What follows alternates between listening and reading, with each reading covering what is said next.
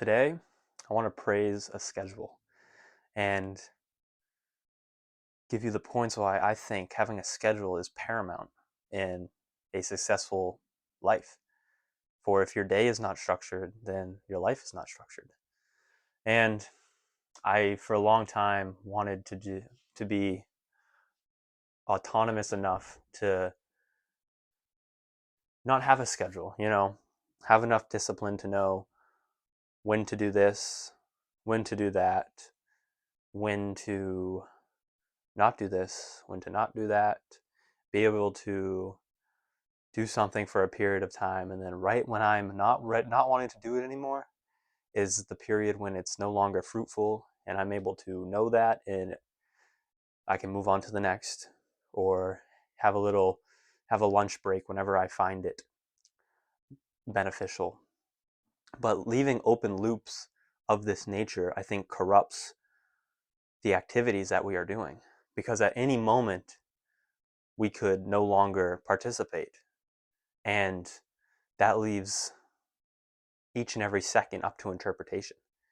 You could either work, I say work, but do your thing, your vocation, whatever you're doing. If you have to structure your life, say if you have your own business, or if you're just structuring your idle time in a in a way that is beneficial, if you're studying for college or you have homework, whatever it may be, if you say, I'm going to do this at this time from this time, no matter what, no matter, obviously in case of emergency, different things, but, say 99 or, you know, 95 out of 100 times, you say you're going to do this from this time to this time, and that's what you do. Then while you're in the thick of it, you're not thinking about trivial things. You're not thinking about, you know, should I stop now? For me, I like going on a lot of walks. And I personally want to have enough autonomy to be able to go for a walk when I want to go for a walk. I don't want to have to structure these things into my day. But that takes a lot of discipline, and that takes a lot of knowing oneself and knowing when, because a lot of times, and you'll know this if you've worked on a schedule, sometimes you just don't feel like doing the thing. Sometimes you can't even imagine doing it another minute. And you push through that threshold, which was, if it was up to you, would not have been pushed through. You would have said, clearly, I'm burnt out. Clearly, I've had enough. Clearly, I can no longer produce fruitful actions in this state of mind. And you're confined to a schedule, so you push through that period, and then the next few hours are fruitful beyond your imagination. And that's why we deceive ourselves so often. And when we don't have a schedule, when we don't have something keeping us confined to a certain activity, those little moments can sprue up, and then we give in to them too easily. And we leave our work for something trivial. We think we need rest. We think we need not to do this anymore. We think it is no longer fruitful or beneficial. And I'm speaking, I guess, on work right now, but even leisure time can be like this. You can say, okay, I want to just chill out. I'm tired. I just want to relax for, say 2 hours. I'm going to go for a walk. I'm going to sit on a bench in nature. I'm not going to read. I'm not going to write. I'm just going to be with my thoughts, thinking and relaxing. And if you can go into that knowing that 2 hours, no phone, no anything, it'll be more fruitful if you say, bring a phone, bring a book, and you say, well, I'm going to try as long as possible not to do anything. But once I feel like I'm not being productive, or once I get bored, or once my thoughts start eating me alive, I'm going to avoid the silence. And you can miss profound periods. And also, I think I've stated, your mental energy gets taken up by the potential of no longer engaging in this task and contemplating what you could be engaging in otherwise. And when you have a schedule that doesn't allow that, you do this thing from this time to that time, and it doesn't matter. Now, for a long time, I didn't think a schedule was beneficial till I had an abundance of free time. Because before, I was able to be disciplined enough to where my free time was limited to where whenever I had it, It was just like a no-brainer. I'm working towards my vocation. That is what I am doing. I am bettering myself. But now, with an abundance of free time, there is too many opportunities to say, I've done enough, no more. I want to do this, I want to do that. I've earned it, this, that, and the other. There's too many opportunities for that. And those things there's a place for those things. But I think in a scheduled manner, in making room for them. Now, there's a book, I think yeah, Indistractable. And I read that book, and a very good book. It said many things I already knew, but it preached a schedule which I did not want to implement. And I believe at the time I did not need to implement. But I believe now at this time in my life, and then potentially in your life, or just realize that this time may come, to have a schedule is valuable. To, I'm already, I am pretty good with doing the same thing every single day. So in that aspect, my habits are already formed correctly, I believe. But lately the times in which I do things have been overwhelming me, and I've been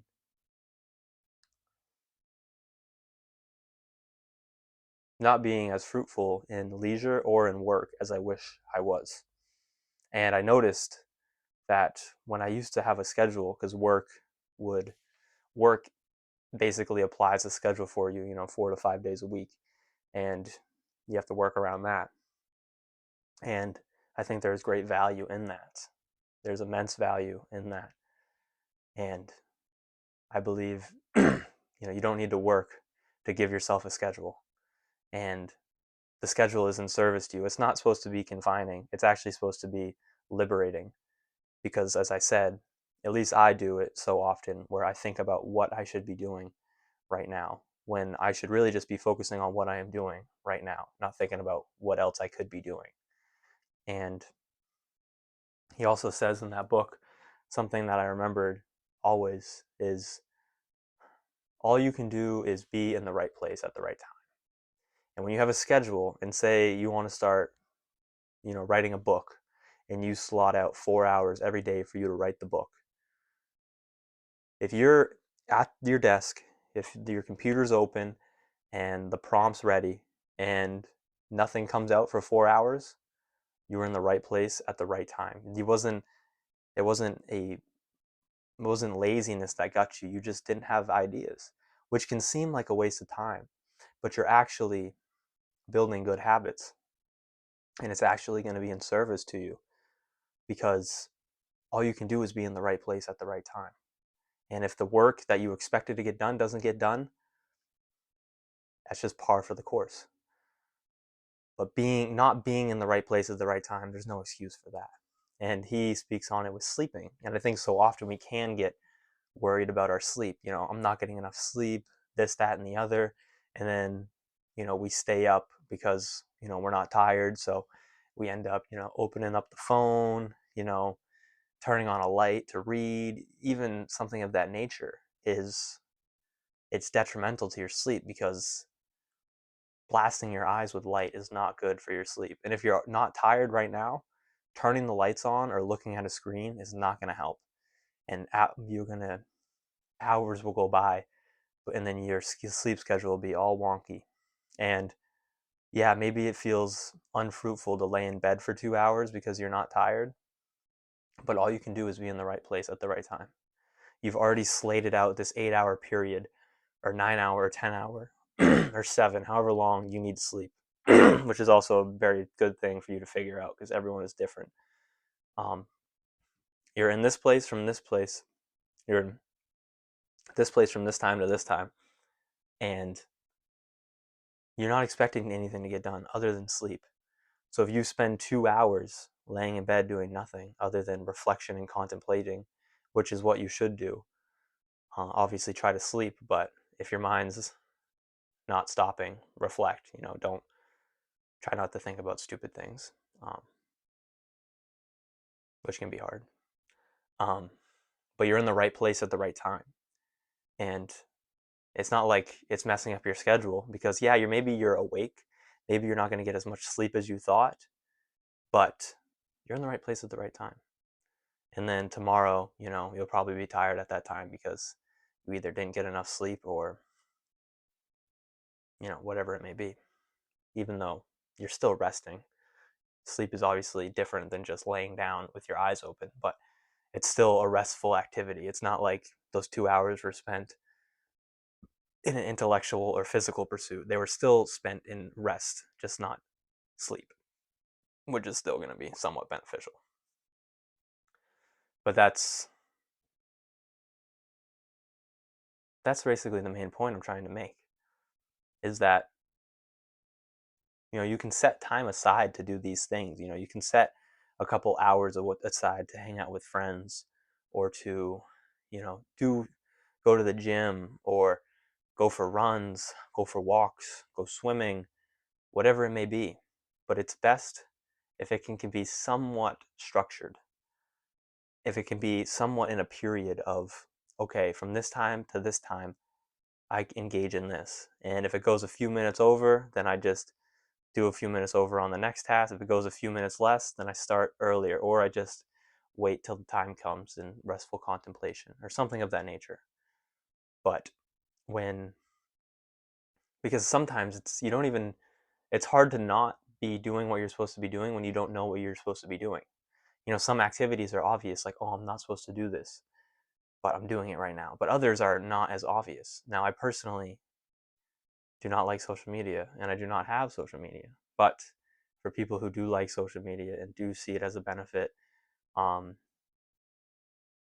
put a time slot in your day, whether it be 15, 30, or an hour.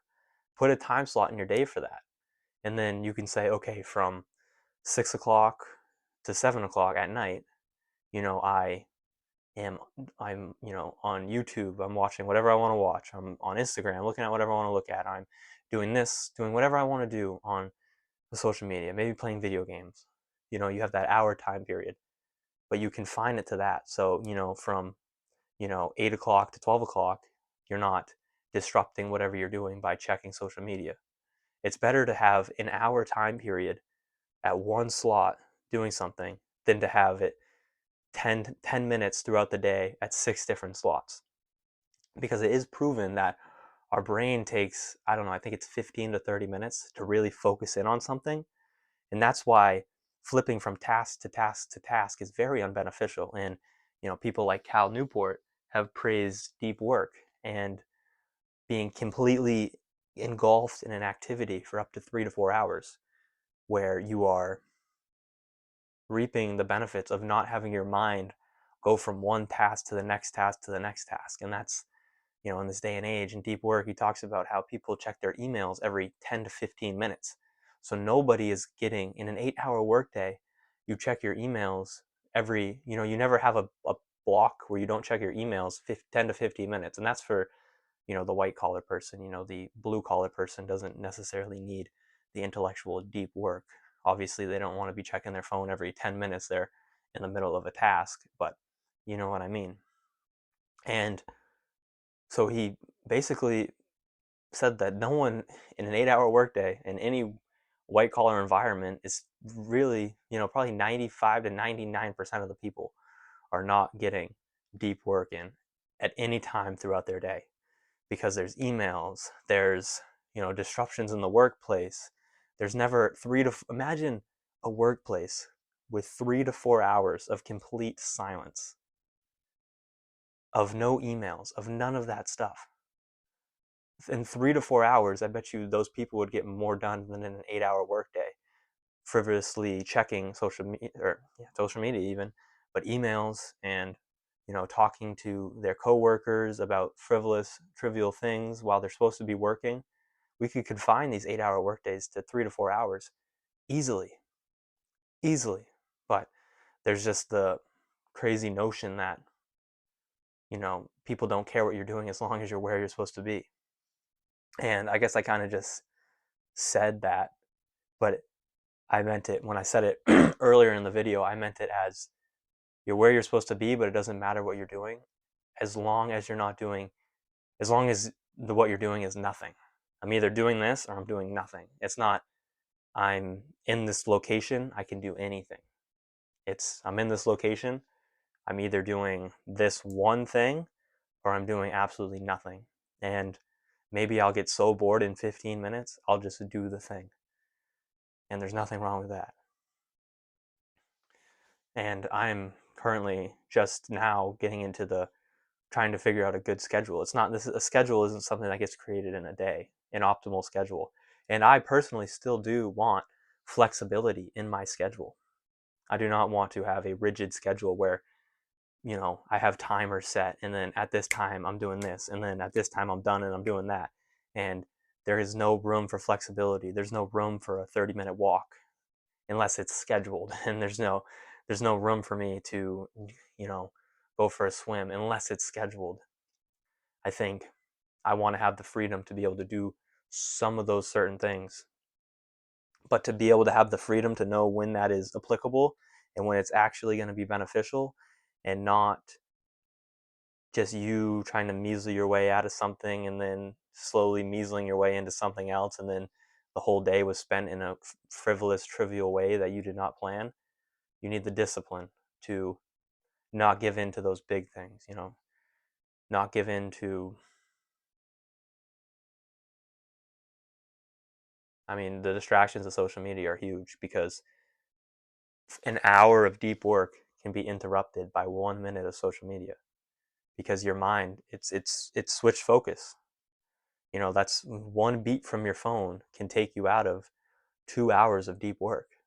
It doesn't take away the 2 hours, but you could have had two more fruitful hours that are now disrupted, and it's going to take 15 minutes for your brain to get back onto task. If you're lucky. It depends how your relationship with your phone is, and a potential notification. You may ruminate on that for hours if you don't check it, and if you do check it, it may promote rumination of a different degree for hours. And there's a time and a place for these things, but to have them scheduled in a block, if you do want to do these things, I believe is beneficial. Personally, I would not make a block for social media because I think it's stupid, other than maybe a YouTube video, informational. But that's beside the point. Everyone's different, and you have to create your own schedule for your liking. And I'm big into running, and I'm big into going to the gym. I do both basically every day. And I noticed I was going to the gym first thing in the morning, or after, a walk and breakfast. I would go to the gym.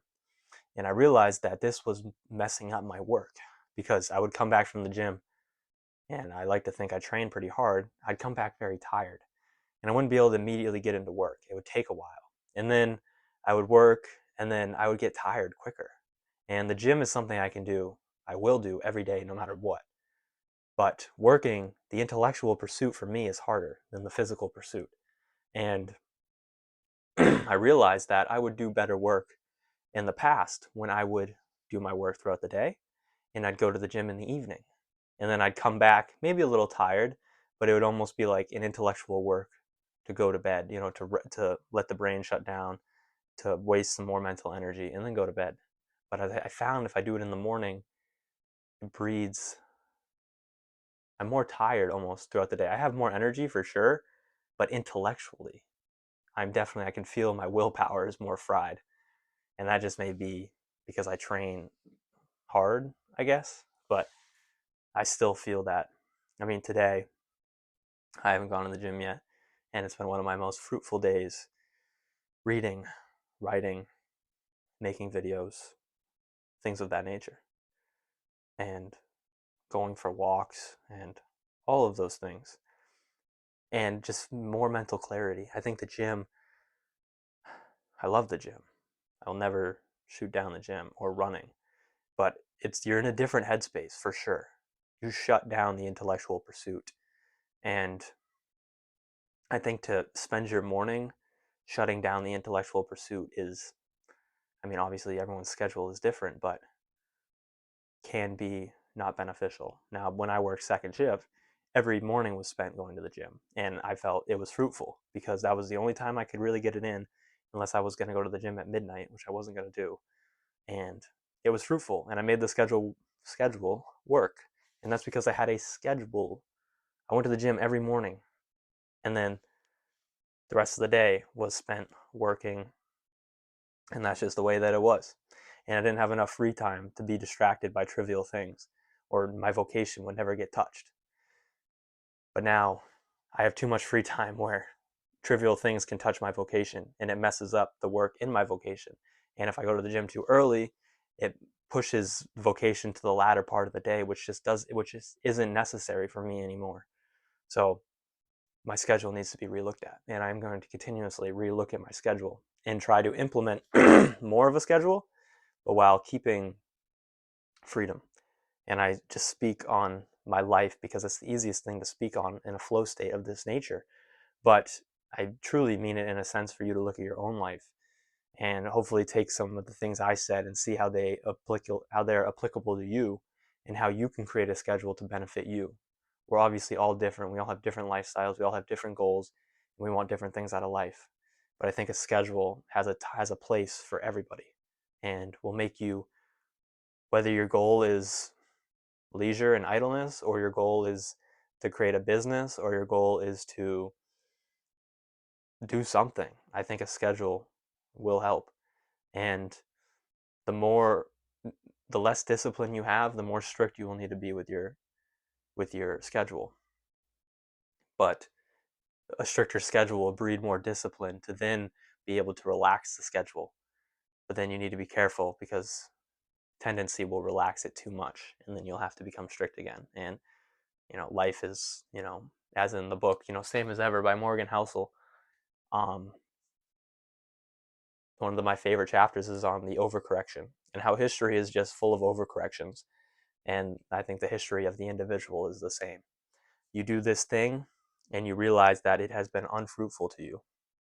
And then you overcorrect. And then you realize in the overcorrection, it's better than it used to be. But you'll realize after a while it was an overcorrection. And then you'll undercorrect. And then it'll be beneficial. And then you'll reach that happy medium. And then you'll start going too far that way. And you'll realize that was an undercorrection. Overcorrect. So that's just, this too shall pass. The history of humanity and the individual human, and overcorrections are bound to happen, but that doesn't mean you shouldn't make a correction, and it doesn't mean you shouldn't invest in a schedule and find the fruits that it offers. I think the modern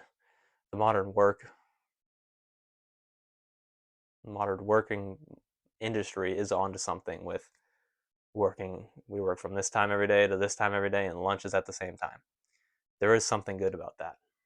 If your schedule was different every day of the week, with the day figuring out what time you're going to eat lunch, the day figuring out what time you're going to get out, I think that it doesn't breed production.